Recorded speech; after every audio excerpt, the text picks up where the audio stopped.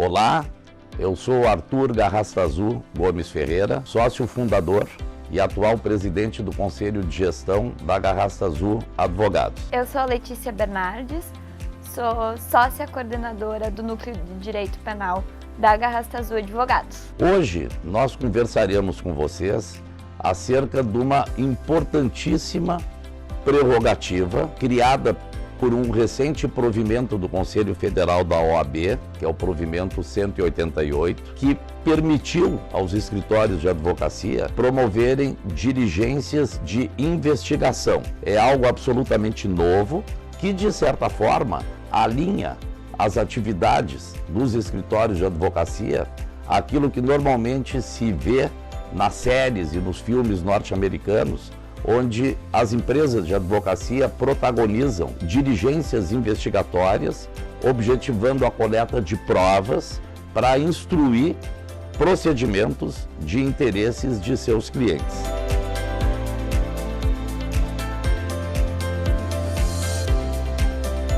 Esse provimento 188 do Conselho Federal da OAB trata daquilo que se chama investigação defensiva. A investigação defensiva nada mais é do que uma faculdade, agora de forma expressa, concedida aos escritórios de advocacia, para que eles promovam por si ou por auxiliares técnicos diligências de investigação. Essas diligências de investigação, elas devem ser compreendidas como as mais diversas possíveis. Não há um rol taxativo no provimento 188. Elas podem consistir em tomada de depoimentos, em busca de provas junto a registros públicos, em busca de elementos documentais em posse de terceiros, enfim. Pode hoje o escritório de advocacia, o advogado, trabalhar de uma maneira muito próxima daquilo que é feito nas investigações policiais ou conduzidas pelo Ministério Público. É importante destacar que, não obstante a denominação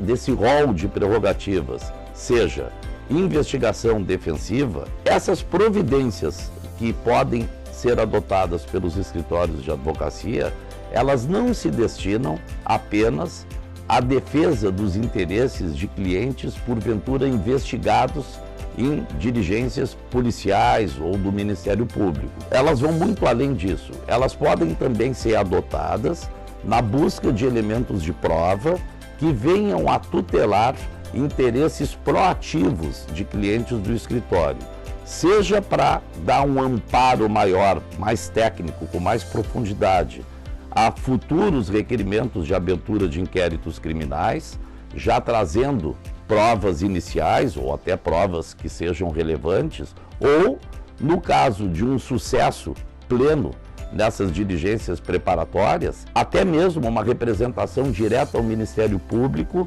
pulando essa etapa da investigação criminal, porque poderá, evidentemente, o escritório de advocacia, nessa sua tarefa de colheita de provas, obter aqueles elementos suficientes para dar amparo a uma denúncia criminal. Eu diria ainda que nós devemos ter em mente, no exercício dessa nova prerrogativa, dessa importantíssima prerrogativa que trouxe a Resolução 188 aos escritórios de advocacia, utilizar esses elementos de prova, essa investigação proativa, para dar amparo, tutela a interesses também de ordem patrimonial. Nós temos, evidentemente, determinados delitos, determinadas práticas que ofendem direitos de clientes do escritório, causando impactos patrimoniais. Isso acontece, é comum em situações de apropriação indébita, de estelionato e uma série de outras.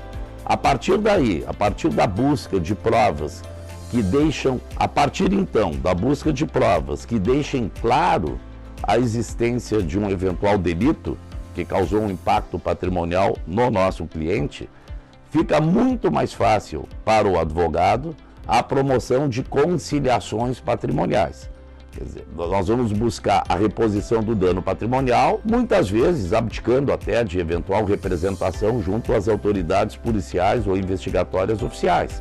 Até porque o interesse do cliente, muitas vezes, ele é dissociado do interesse da sociedade. O escritório de advocacia, naquele momento, ele objetiva, eventualmente, a tutela do interesse patrimonial e a investigação defensiva certamente proporcionará provas, elementos que facilitarão nessas transações. Minha colega e sócia, Letícia Bernardes, vai detalhar para vocês essas questões mais específicas decorrentes desta importantíssima prerrogativa trazida à classe dos advogados pelo provimento 188 do Conselho Federal da OAB. O procedimento de investigação defensiva, ele pode ser realizado, então, em qualquer fase do procedimento criminal, tanto no procedimento inicial de inquérito policial, em paralelo às investigações da delegacia de polícia, como já em fase de processo criminal para dirimir alguma questão de prova que não ficou bem especificada dentro do inquérito policial, como em fase recursal, para acrescentar elementos ao recurso, como em fase de recursos aos tribunais superiores e até mesmo execução penal e, principalmente, revisão criminal. Outro detalhe muito importante da investigação defensiva é que ela também pode ser realizada antes mesmo de existir um procedimento criminal em curso. Então, em fase preliminar ao inquérito policial, quando a pessoa sabe que praticou um crime e busca o escritório para dirimir questões de prova, ou quando a vítima ela é lesada por uma prática delitiva contra ela, também pode buscar o escritório para a realização de uma investigação defensiva. Com relação às provas que podem ser produzidas dentro da investigação defensiva, nós já citamos aqui alguns exemplos. A nossa única limitação enquanto atividade da advocacia na investigação defensiva são os impeditivos legais e éticos. Então, dessa forma, nós podemos utilizar a criatividade na busca de produção de provas, perícias, documentos, requerimentos a autoridades públicas, realização de auditorias, entre diversas outras provas que podem ser produzidas dentro dos limites legais e éticos. A investigação defensiva proativa na defesa dos interesses do acusado, ela é essencial para traduzir uma paridade de armas entre o acusado e o Estado, que acaba produzindo investigações unilaterais sem permitir ao acusado, durante a fase investigativa, a possibilidade do contraditório e da ampla defesa. A investigação defensiva é um elemento essencial para contribuir para aquelas investigações que já estão em andamento, trazendo mais elementos para que a polícia possa trabalhar e também acelerando aí essa fase de investigação que muitas vezes acaba demorando muito em razão da dificuldade que a polícia também encontra. Quando que se deve, então, buscar a atividade da investigação defensiva? O quanto antes se buscar a atividade da investigação defensiva, melhor para a garantia dos interesses ou da vítima ou do acusado. Além de tudo isso, a investigação defensiva ela acaba adquirindo um valor relevante quando se tratam de crimes exclusivamente patrimoniais. Então, dentro desses procedimentos, a vítima pode buscar a investigação defensiva para coletar provas e construir um conjunto robusto de provas que demonstrem ao infrator que, caso não seja reparado esse dano ou não seja indenizada essa vítima, ele sofrerá então as consequências de um procedimento criminal, de um inquérito policial e um processo criminal. Então, a investigação defensiva, ela é formalizada por meio do auto de investigação defensiva, que é um procedimento formal que vai trazer para a investigação defensiva uma robustez e uma formalidade maior, de modo a conferir a essa prova, a esse arcabouço probatório, uma maior validade quando ela for anexada a um inquérito policial, a um procedimento criminal. E o advogado, na condução da investigação defensiva, deve sempre observar os limites éticos e trazer a conhecimento do constituinte todo tipo de investigação ou de passos que forem sendo realizados de modo a dar publicidade sempre ao constituinte a respeito disso. Outra coisa importante é que o auto de investigação defensiva,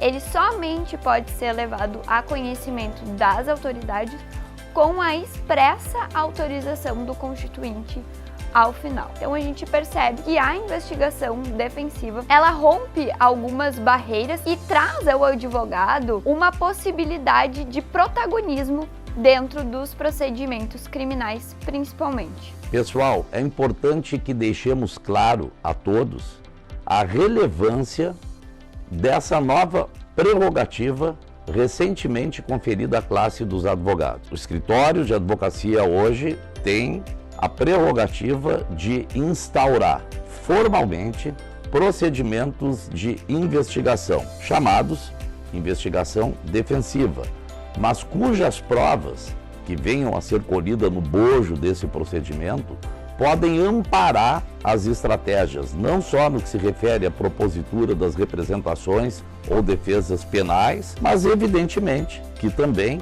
nas transações, nos acordos, nas conciliações, objetivando pacificar as relações entre as partes adversas. Eu convido a todos para que ingressem em nosso site www.garrastaazul.com.br e busquem um artigo extremamente detalhado, onde nós expomos tudo aquilo que, de uma maneira bastante resumida, nós trouxemos a vocês nesse vídeo. Se gostaram do que ouviram, por favor, curtam o nosso vídeo, compartilhem e deixem também os seus comentários. Isso para nós é muito importante. Muito obrigado.